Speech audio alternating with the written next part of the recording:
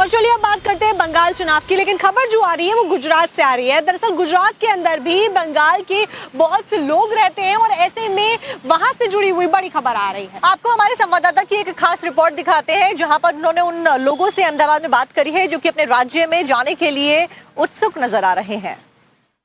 बंगाल में इलेक्शन आ रहा है, उसकी वजह से जो गुजरात में जो बंगालीज रह रहे हैं वो भी यहाँ से वोट देने के लिए जाने की तैयारी कर रहे हैं। तो यहाँ पर गुजरात में बस बंगालियों से भी बात करते हैं और जानते हैं कि उन लोगों का क्या प्लान है।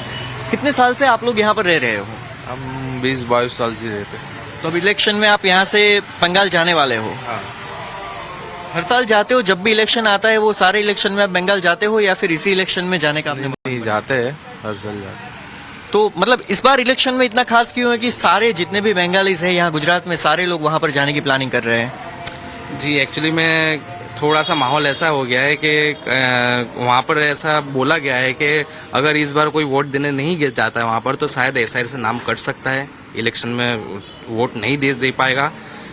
इसी वजह से और प्लस अभी वैकेशन भी आ रहा है तो क्या है कि वैकेशन का वैकेशन भी हो जाएगा और वोट देने का वोट देना भी हो जाएगा।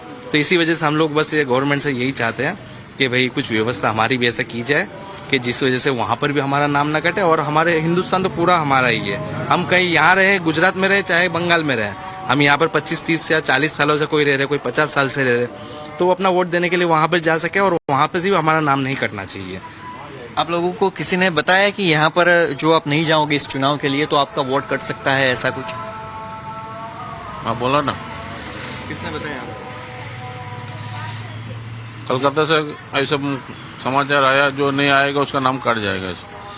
इसके लिए हम लोग यहाँ 30 साल से है, हमको अभी जाना है वोट देने में। अभी भी आपका नाम बंगाल में ही चल रहा है? आप 35-30 सालों से या फिर कोई 40 सालों से यहाँ पे रह रहा है, फिर भी आप लोगों का नाम अभी भी वहीं पर ही चल रहा है? वहाँ पे ही चल रहा है। तो आप लोगों ने यहाँ पर, अगर आप 40 साल से यहाँ पर रह रहे हो तो आप लोगों ने यहाँ पर रहने की आपने कोशिश नहीं की? यहाँ पर हमारा सारा डॉक्यूमेंटेशन करते हैं। देखो 2002 में एसआईआर हुआ था, उसमें भी यही दिक्कत हुआ था। फिर उसकी डर से उधर से इधर कार्ड लेके आ जाएगा, फिर उधर पुरखों का जमीन जाएगा तो सब उधर ही है। इसकी वजह से कोई यहाँ लाना नहीं चाहता है, क्योंकि सरकारी जो सुविधा वोटिंग कार्ड आधार कार्ड की वजह से ही मिलता है। इसके लिए उधर का ही सबका वोटिंग कार्ड ज्यादातर उधर का ही है। नहीं, आप जो सारी सुविधा है, जो योजना है, उनकी आप बात कर रहे हो, तो आप लोग यहाँ पर रह रहे हो तो आपको उसकी जरूरत यहाँ पर पड़ेगी। वहाँ पर मिलने से क्या फायदा? आप लोग तो 40 सालों से पूरे फैमिली के साथ आप लोग यहाँ पर रह रहे हो। 30 साल से रह रहे हैं, रेशन तो उधर का उधर ही उठाता है, इधर अभी चालू किया सरकार ने, केंद्र सरकार ने, तो इधर भी उठा सकता है। सरकार से आपकी वहाँ पर आप अगर वोट देने जाओ तो आपकी सरकार से क्या मांगे रहेगी, आपका क्या वहाँ पर ओपिनियन रहेगा, और यहाँ पर अभी आपका क्या हालचाल है? यहाँ पर अभी मैं अच्छा हूँ, बहुत अच्छा हूँ, और यहाँ से मैं 35 साल रह रहा हूँ। यहाँ पे मेरा वोटिंग कार्ड है और यहाँ पे मेरे एसआईआर का कोई समस्या नहीं आया है और मेरा नाम ऑलरेडी आ चुका है। लेकिन मैं उन लोगों का जो बंगाल के अंदर जो अभी जो शुभेंदु और ममता दीदी का जो क्षेत्र है, वहाँ से आज के न्यूज़पेपर के अंदर आया 95% मुसलमानों का नाम काटा गया है। तो मैं ये बोलता हूँ कि एसआईआर के अंदर है मुसलमान, हिंदू, कोई भी हो जाती, लेकिन वो परेशान पब्लिक ही हो रहा है। तो पब्लिक को परेशान ना हो, सरकार को और ज्ञानेश्वर जी को ये ख्याल रखना चाहिए कि भाई एक फेयर इलेक्शन कराए। तो अहमदाबाद में मौजूद जो बंगाल के लोग हैं उनमें महिलाओं के साथ में भी हमारे सहयोगी ने खास बातचीत करी, जहां पर महिलाओं ने शिक्षा, रोजगार और स्वास्थ्य व्यवस्था को लेकर नाराजगी व्यक्त की है। और ऐसे में महिलाओं की तरफ से ये बात भी कही गई कि उन्हें बीजेपी से काफी ज्यादा उम्मीदें हैं कि अगर भारतीय जनता पार्टी की सरकार बनती है तो ऐसे में कई सुधार बंगाल में आएंगे। आप लोग क्या करते हो यहाँ पर? यहाँ पर जॉब करते हैं। मतलब ठीक है, और मतलब अभी बंगाल जाने का आप लोगों ने क्या प्लान बनाया है? वही, अगर टिकट मिलती है तो जाएंगे। वहाँ वैकेशन भी हो गया बच्चों का, तो वहाँ जाकर वोट भी कर देंगे।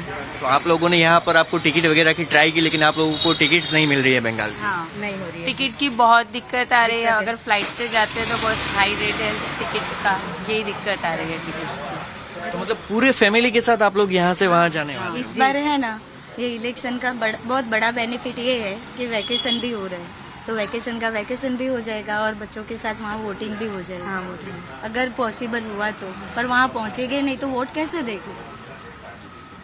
वोट देना मेरा अधिकार है, मैं यही अधिकार नहीं दे पाऊँ तो क्या काम का। मुझे तो वोट देना ही है, मुझे जाना है, लेकिन जाने के लिए ट्रेन की सुविधा थोड़ी होनी चाहिए। क्या आपका वोट देने का मेन आपका मकसद क्या है? आप वोट देने का है कि हमारी सरकार बने, अच्छी सरकार बने, हर चीज मेरे जिस तरह पढ़े लिखो लोगों को रोजगार मिले, लोगों की जो आशाएं हैं वो पूरी हो। बैठे हैं हर घर में ग्रेजुएशन किया हुआ है, लेकिन हर घर में एक नौकरी नहीं, हर घर में एजुकेटेड मिलेगी लेकिन किसी को जॉब नहीं है। पढ़ाई से क्या मतलब है? अपने बच्चों को काम करके लोग पढ़ा रहे हैं लेकिन उसको जॉब नहीं है, क्या करेंगे? भले वो नौकरी नहीं करे, बिजनेस करेंगे, लेकिन पढ़ाई जरूरी है। लेकिन पढ़ाई के बाद तो लोगों को जो अगर बिजनेस नहीं होता है तो नौकरी तो कर सकता है, लेकिन नौकरी देने वाला कौन? नौकरी तो दीजिए, रोजगार दीजिए, तभी लोग पीछे के लोग भी आगे जाएंगे कि मैं भी अपने बच्चे को पढ़ाऊं, मुझे रोजगार मिलेगी। देख सकते हो कि गुजरात में जो 25-30 सालों से यहाँ पर रह रहे हैं वो सारे लोग यहाँ से बंगाल में जाना चाहते हैं कि वहाँ की सरकार से वो भी नाखुश है। और देखते हैं ये लोग कैसे जा सकते हैं, लेकिन जाने के लिए भी जो ट्रेन वगैरह की जो टिकट चाहिए वो टिकट्स इन लोगों को भी नहीं मिल रही है। तो उसके लिए भी सरकार क्या करती है आगे देखते हैं। अहमदाबाद से वीडियो जर्नलिस्ट संकेत के साथ ध्रुव संचानिया, टाइम्स ऑफ नव भारत।